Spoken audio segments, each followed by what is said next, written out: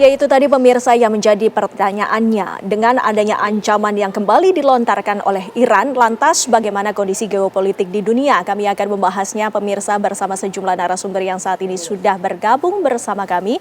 Di sebelah saya sudah ada Pak Nasir Tamara selaku wartawan senior. Selamat malam Pak Nasir, terima kasih sudah hadir waktunya bersama kami. Andy. Dan di sebelahnya juga ada Pak Dian Wirengjurit yang merupakan mantan Dubes Republik Indonesia untuk Iran. Selamat malam Pak Dian. Selamat malam Mbak Windy, Ya, selamat sehat? malam pemirsa. Ya, tentunya kami juga akan menyapa pengamat Timur Tengah, Mas Faisal Assegaf. Terima kasih Mas Faisal Ya, sudah malam, Mbak. hadir bersama Ya. kami. Selamat malam. Malam. Nah, kami juga akan menyapa Ibu Susi Sri Sudarman selaku pengamat hubungan internasional yang saat ini juga sudah bergabung bersama kami. Selamat malam Bu Susi.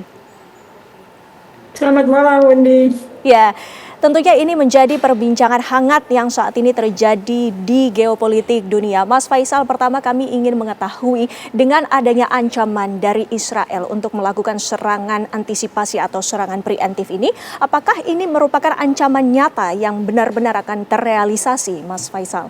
Terakhir setahu saya ada salah satu sumber dari Iran menyampaikan pesan ini, beritanya dari media pemerintahnya Israel, Kan News Channel 11, itu bahwa Israel tidak akan menyerang Iran. Itu sudah disampaikan melalui pemerintah Iran. Jadi ada channel dari pemerintah Israel menyampaikan kepada pemerintah Iran. Tapi saya kira dilihat dari perang Juni, 12 hari Juni tahun lalu, Iran pasti siap melawan Israel. Kita tahu perang selama 12 hari, Iran berhasil meluluhlantakkan ibu kota Tel Aviv, ibu kotanya Israel, dan kota pelabuhan Haifa. Ya, termasuk serangan yang mungkin akan dilancarkan oleh Iran ke Amerika Serikat.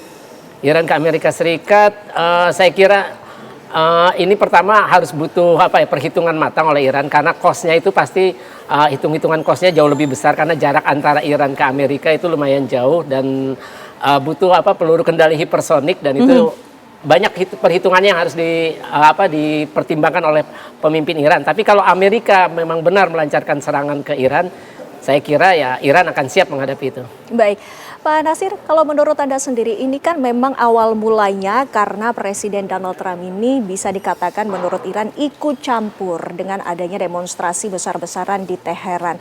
Lantas ini adalah respon dari Iran. Anda melihatnya memang ini suatu pesan yang ingin disampaikan oleh Iran kepada dunia?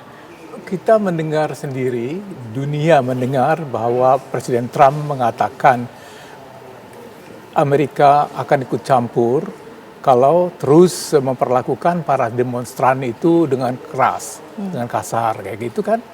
Jadi pasukannya katanya udah siap untuk ke sana kan. Yeah. Jadi kalau kita lihat pola pemerintahan Amerika di bawah Trump ini, mereka itu akan gerak cepat penggunaan pasukan dalam rangka memperkuat posisi mereka di dunia internasional. Jadi nggak bisa dianggap sebagai omon-omon. Ini sesuatu yang sangat serius. Kita lihat juga beberapa hari sebelum menyerang Venezuela, Trump udah bicara dan langsung dilaksanakan kayak gitu. Jadi level bahayanya itu udah level berapa, itu level paling tinggi ya bahayanya. Tapi kan ini masih dalam cyber juga, ya kan, cyber. Kamu jangan mulai main-main lah, kalau kamu main-main nanti saya akan melakukan sesuatu, kira-kira gitu kan. Sebaliknya yang coba di cyber kayak gitu kan, dia menjawab juga, hati-hati loh, kita juga kuat, kita juga bisa menyerang. Sebetulnya bukan langsung Amerika Serikat sebagai negara benua di Amerika Serikat, tapi kepentingan Amerika Serikat yang di dekat di Timur Tengah.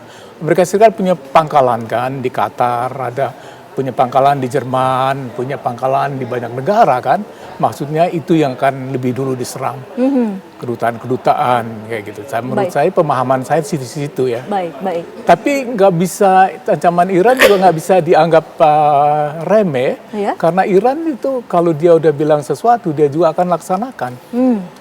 Dan jangan lupa bahwa Ayatollah Khamenei ini adalah juga pemimpin pasukan yang melawan Shah Iran dulu tahun 79 waktu revolusi Iran, ya kan.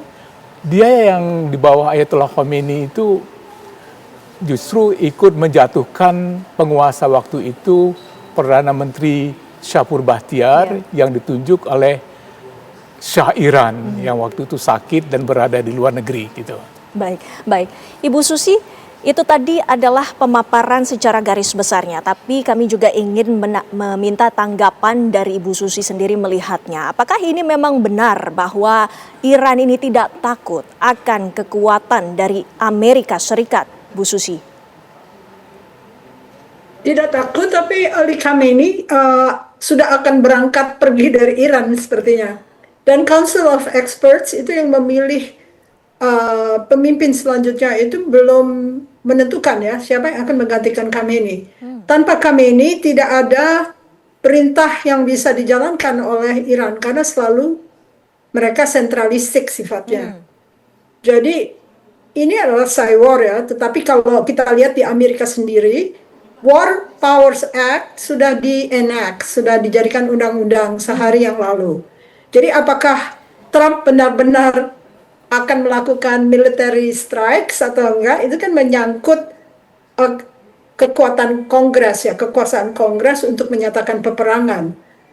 Jadi di dua pihak ini kelihatan ada kendala. Di Iran ada Khamenei akan pergi, lalu Amerika Serikat ada War Powers Act. Baik, sesungguhnya kita ketahui bersama bahwa seluruh cywar yang tengah berlangsung saat ini, awal mulanya ini merupakan adanya demonstrasi besar-besaran di Iran. Pak Dian, sesungguhnya kondisi di Iran saat ini, mengapa sampai ada demonstrasi besar-besaran? Terima kasih Mbak Windy. Pemirsa, begini loh, yang namanya demonstrasi itu bukan barang baru di Iran ya. Baik. Ketika tahun 79 menjatuhkan Shah Reza, itu juga dengan demonstrasi. Baik. Tapi yang harus diingat begini, dari 79 sampai katakan 2002 ketika isu nuklir muncul di Iran dan Iran diberikan sanksi yang lebih berat, itu terlihat perkembangannya begini.